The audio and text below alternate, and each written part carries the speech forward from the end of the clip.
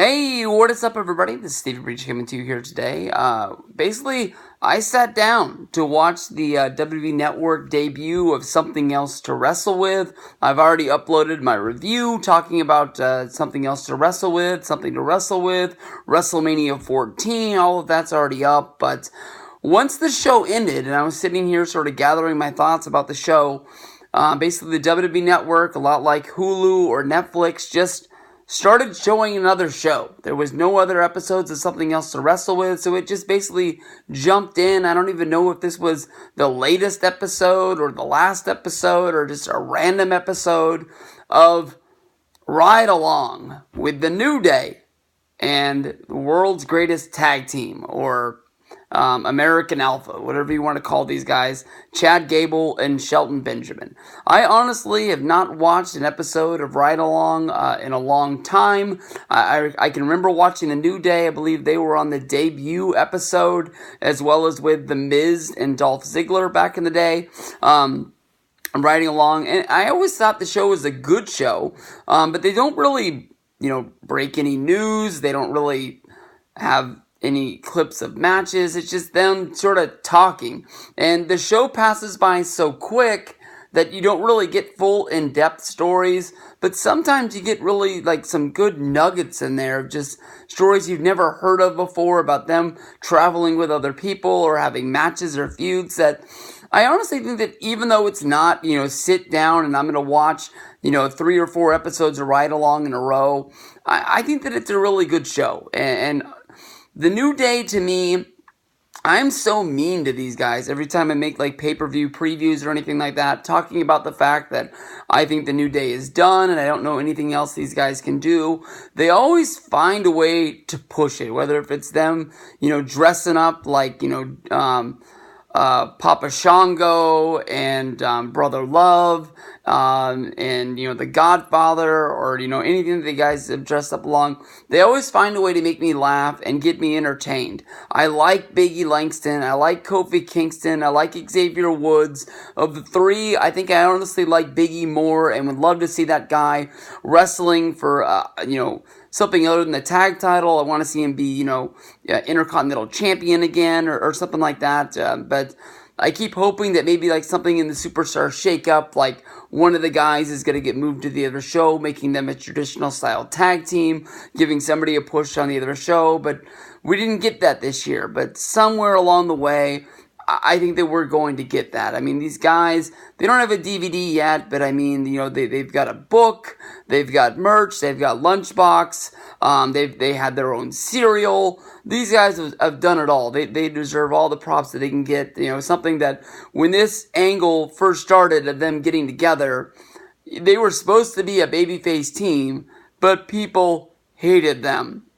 And by them turning heel, it got people to love them the way that they were supposed to be loved. And now that they're baby faces, they're there. So, here's to them being the glue to the SmackDown Tag Team division over the next year. I think they're going to have a lot of fun with everything that's going there. But with this episode of, Ride Along, I think first we're going to focus on the New Day, and then we'll focus on, the world's greatest tag team, American Alpha, Shelton Benjamin and Chad Gable after that. It's just easier. Basically, the show kicks off with them leaving one arena in Columbus, Ohio, and they're going to be driving to Cameron, Ohio for the next show, whether that's a house show or television. They don't really talk about that fact, but they get in the car and basically they're hungry. They need to get something to eat, after work in the show, and they drive to Waffle House.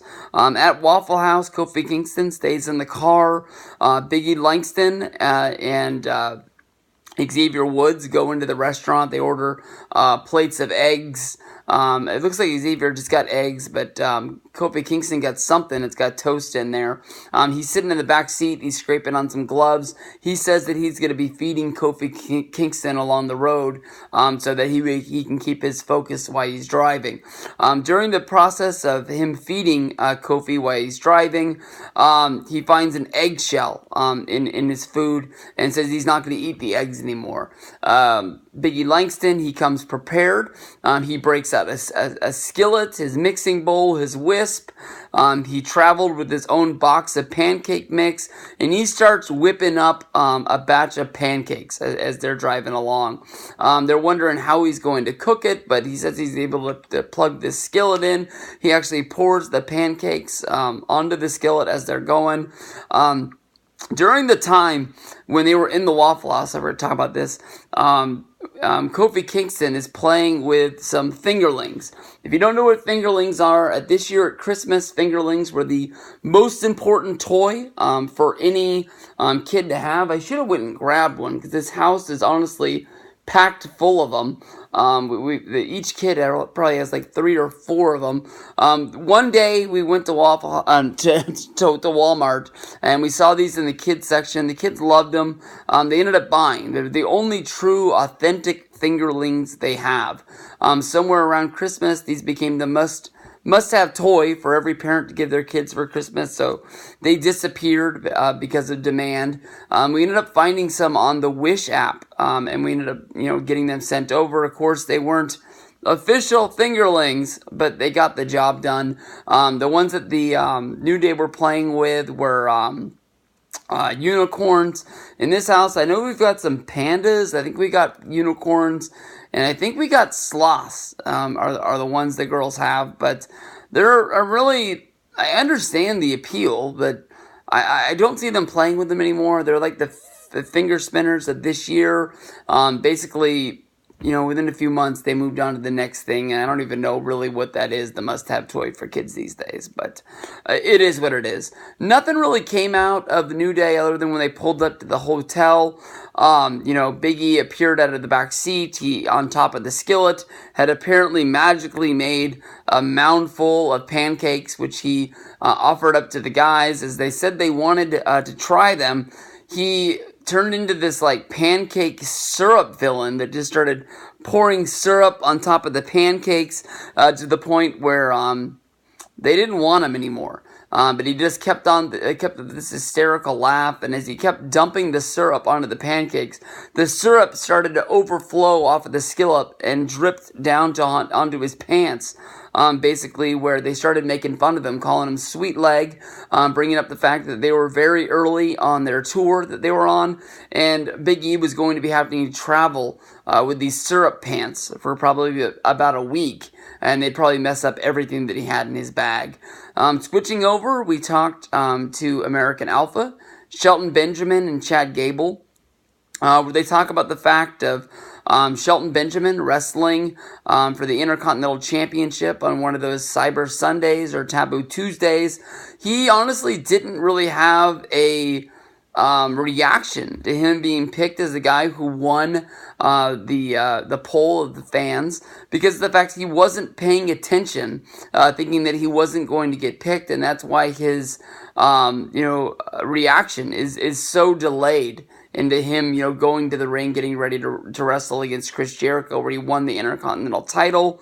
And that sort of was like a real kickoff of his career, being a singles guy. Of course, at that point, they don't talk about the fact that he was a part of SmackDown. When he got drafted to SmackDown, he beat Triple H in his first night on the Monday Night Raw brand. But, of course, him winning the Intercontinental title was the kickoff of his career in the eyes of WWE. From there, they talk about the fact that, even though, he was a really good wrestler, he was a really good tag team wrestler with Charlie Haas teaming with the Kurt Angle, the one thing that people remember about him in WWE more than anything else is the fact that he had the Mama gimmick. The Mama gimmick lasted for 8 weeks, while the world's greatest tag team and Team Angle lasted for 15 months on SmackDown, and that is almost like people never talk to him about that when they meet him at wrestle reunions, WrestleCons, accesses, and things like that.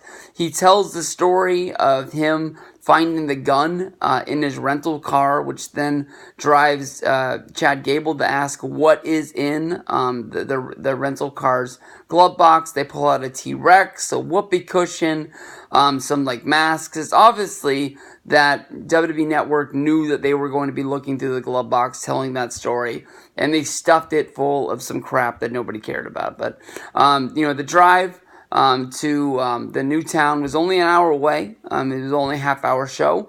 So obviously more good stuff, like the stories came out of the world's greatest tag team, American Alpha's car, but I think the fun was carried by the New Day, making the pancakes in the back seat. So we'll see what comes with future episodes of Ride Along on the WWE Network.